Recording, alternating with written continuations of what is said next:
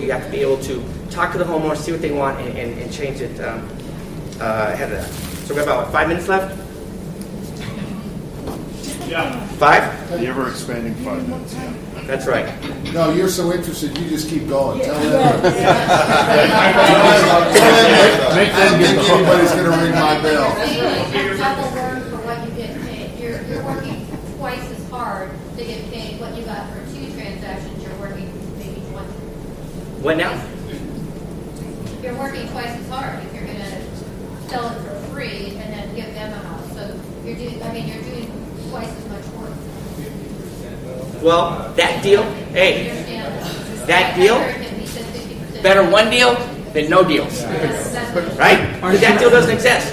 The new home pays me 4% on a $400,000 home when other agents are going to say, oh, no, I'm not going to do that for free. Okay, I'll do that for free, and you go give me my 16 G's over here. For doing what? A new home is a joke.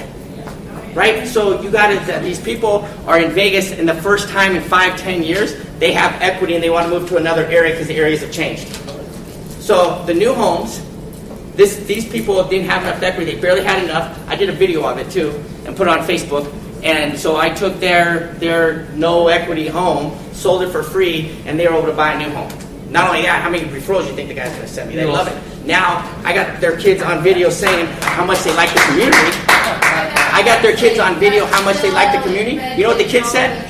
The kids said, I don't count my money. I count how many people's dreams I come true. And these kids are on the video saying, yeah, I like the community because I come out and I can play with the kids. So that is powerful. And that's better than marketing. One happy client is worth $10,000 in advertising. So when I do that deal for free, I just pay $10,000 for advertising. So that's the kind. So the franchises are saying, not franchises. A lot of big brokers are not adapting that because if too many agents do that, the broker model falls apart because they need their piece. So yeah, they would like that, but that's why the independents, you got to be flexible, and we're no longer flexible. And the big franchises they dropped the ball because how in the world can Zillow be where Zillow is today when you had a 50-year head start, you had the Wall Street money, you had all this franchise fees. What'd you do with that money? You know what they did? They gave it to their Wall Street buddies because they're not owned by individuals anymore. They're all owned by Wall Street. All that money went to paying dividends away. It didn't go into investing in technology. There is no way that Zillow should be the #1 place for people to go to websites. Not even real estate related. So the other thing that, so people think, will Zillow open their own brokerage? How many people think Zillow will open their own real estate company? That's the rumor. Eventually, yeah, somehow, some way. Trulia, my thing is they're just going to turn Trulia into a Redfin model. Why wouldn't that be? I mean, Trulia would kill it because Trulia has 37. Trulia's traffic is more than Redfin, and they already have the agents. They already have the people in there, and we already see what Google. Is everyone familiar with the new company 10X? Yeah. That's Google. That's Google. That one failed, I thought. No. They just started in January. Yeah, 10X. It's 10-X. It's like 10 times. 10 times the savings, 10 times the exposure, all that. So if you go to 10X, they just started January 1st. Watch. Go to real estate now. Google. They own obviously YouTube. So go to a YouTube video that has like Century 21 or something, or Remax, or any real estate video that has a lot of hits. What comes up at the very bottom? Yeah, find your next house through auction.com or 10X. You have Gmail accounts? Okay, you know you don't own those emails, right? Who owns those? That's right. What are you? A realtor. So if I have all your emails, you can spam everybody. That's right. Legally and ethically. Yeah. I agreed to it, but I don't know where it was. Yeah. No. There's a service right now that I use that if I have your email, I can pay the company not to market your clients, but to market all your emails. So any email you send out, I can market. Yeah, I don't know which ones are your clients or not, and I don't have those emails, but I can pay the company to send them out. That and more, and follow up with a cookie on top of it. That's right, and if they click it, follow their friends as well. Exactly. Yeah, exactly. And if I'm a company that owns all those emails, and I just got into real estate, how powerful is that? That is powerful. And not only that, you saw how Google switched the right-hand sides now? That's huge. All these Boomtown conversion and all these other commissionings. That was their bread and butter right there. A lot of people click, click, click, click, click. Now you got 4 and what, 3? So if you control the search engines and you have a real estate company, mortgage company, and they don't care about being paid on the listing, what do they want? The big data. How much information do you receive when you're listing a house? You do it for free. They have everything. That's worth $15,000, $20,000 because they have that information for life. So you want a car, you want life insurance, you want all this, blah, blah, blah, blah. And I don't know the details on this, but I think Google opened a mortgage broker in California. They did. They opened a mortgage. I don't know the details on it. I guess they opened some kind of. How did they crack that though? Yeah, they just started it this year. All this stuff just started this year. It's something where they broker it out and they find you the best deal. Right. So if you have a Gmail, you guys get the picture on the Gmail. So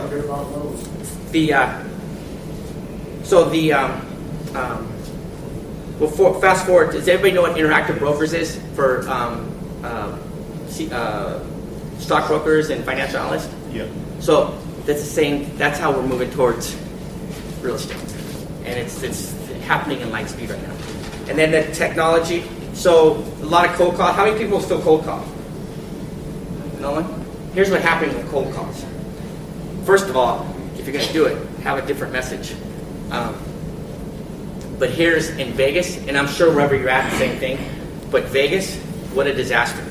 Because there's some companies, there's one company right down the street that has at least 50 agents a day calling, okay? This is just one company. There's more than that. But here's the numbers. Watch the numbers. Because technology has killed the cold calling scripts. Because why? Because Mojo, you can call so many people so quickly, right? And they'll get to voicemail, whatever. So this one company using automatic dialers. Remember, when all this cold calling stuff came up, people dialed, right? So you couldn't hit 200 people a day, right? Because the automatic dialer hits 200 people, leaves a message, all that. The good thing about doing it, if everybody went back to dialing the phone and no automatic dialers, cold calling would be effective again. But since everybody's using automatic dialers, people are getting too many calls, okay? And so it's not fresh, it's not new, and they start out the same way. Hi, my name is, I am from. Click, okay? Now, here's why it's not working. So there's 50 people, right, doing 200 calls a day. It takes about an hour, 2 hours to do 200, because you got the automatic dialer. So you have 50 people calling 1,000 people a week. Okay? This is just one office. And that's only 50 people. There's 13,000 realtors in Las Vegas. Okay? 50 people, that's 50,000 calls a week, right? There's only 500,000 homes in Vegas. Okay? So every 10 weeks, just that little group, okay, just that little group has reached every single homeowner. That's only 50 agents. There's probably, 1,000 agents doing that? In Vegas? I don't know. I mean, I'm just guessing. I know that one office has 50. But all the companies, a lot of the big companies, they don't train like they used to train us, right? The learning curve when I first started was 2 years, okay? You had to learn the schools, you had to learn the floor plans, you had to learn the areas, you had to learn everything, blah, blah, blah. And you had a mentor and they took you in. Now, what's the training? 90 days? The learning curve is 60, 90 days. You have agents, boom, boom, boom, boom, in 60, 90 days. And what is their training system? Here's the script. Here's the automatic dialer. Start calling. When you get a live one, let us know.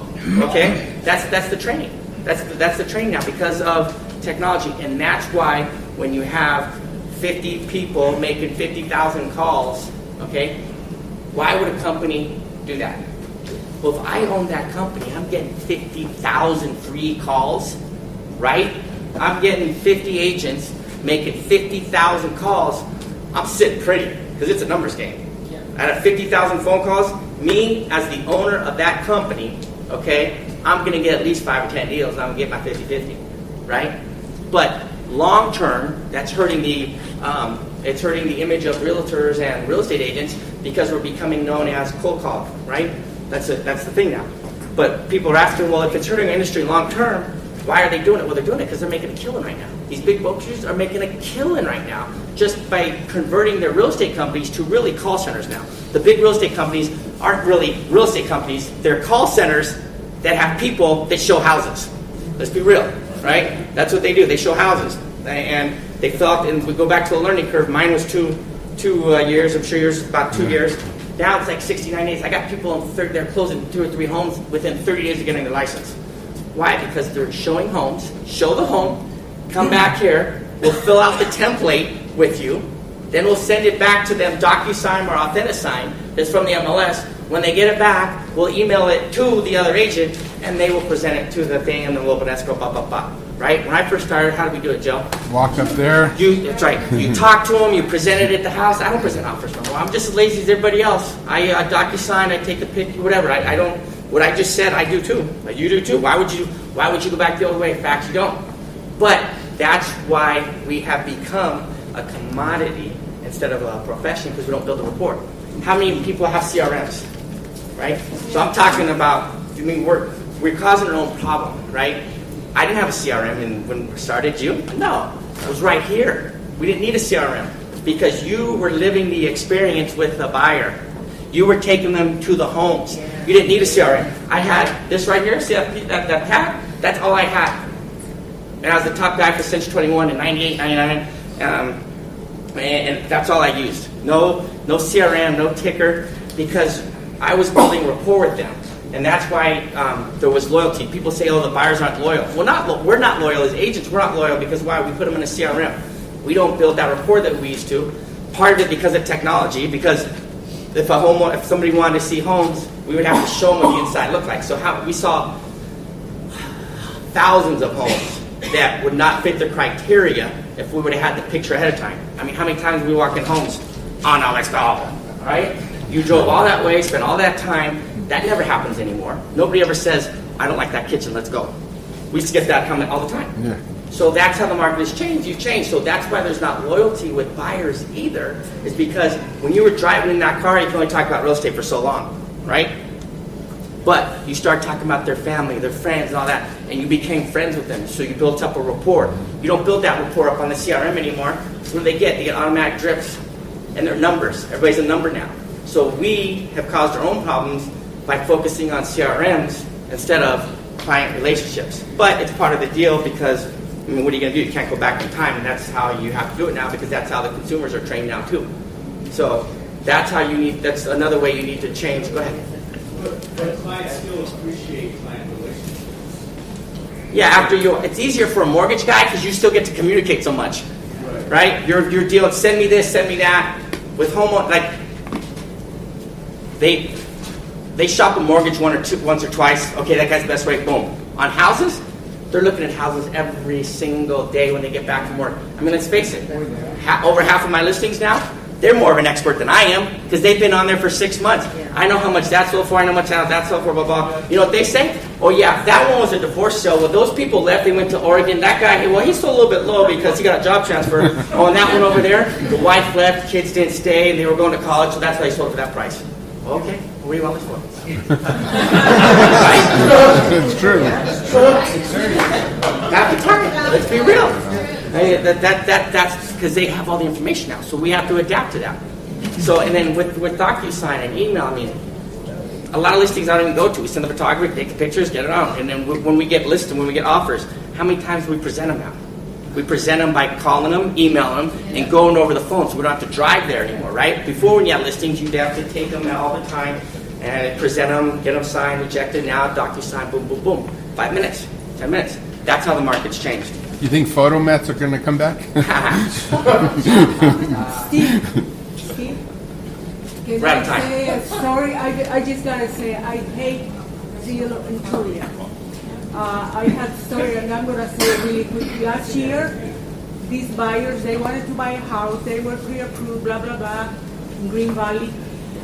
I don't know how many times, how many trips I made over there, and it was summertime, so they had 2 little kids. One was 10, the other one was 8. So one time they emailed this address to me, and they said, can you check this property? Anyway, I checked it, we went inside, we got an offer, we opened escrow and everything, and we did the home inspection. So when they did the home inspection, before that, the father called me and he said, Nilda, I gotta ask you something. And I go, what? Are the kids getting compensating for this? That's right. I go, why? Yeah. And he goes, well, because they found the house on Zillow and we sent you the address, so all you did was to write the offer. That's right. And I go, I cannot do that. And, you know,